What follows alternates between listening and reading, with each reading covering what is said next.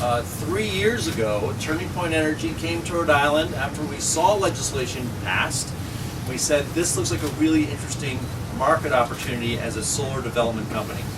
We started evaluating how do we put together community solar projects properly in the state of Rhode Island, and we heard very loud and very clear from the leadership that it was all about the right sites, developed the right way to meet the compliance at the local level, and the state level, the federal level in this case as well. This project is a culmination of effort of an enormous amount of people. I'm going to mention a couple of them very specifically.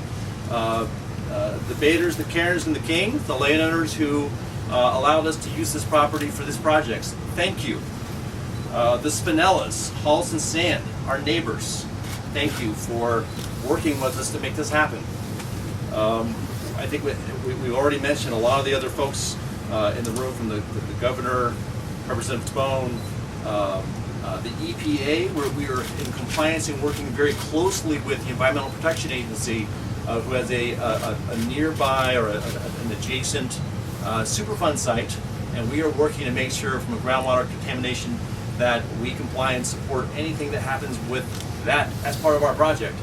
There could not be a better use of a site where you have a lot of industrial use around this particular property, where we can now put solar energy on this property to maximize the developable use, and that's what made this such a good process and project for all of us. There's no such thing as easy development in Rhode Island, but I will tell you that this was an efficient development process because of the site and because we picked a good one. The other really big message that I'd like to add is that the legislation is working. The pilot program is 100% subscribed, filled out from a number of projects to hit that 30 megawatt cap. We want to do more. So we are excited to deliver not only on the legislation, but on the promises that we've made to the community, to our neighbors, to our landowners, to the community overall. And we're excited to demonstrate that this is a great opportunity for Rhode Islanders forward.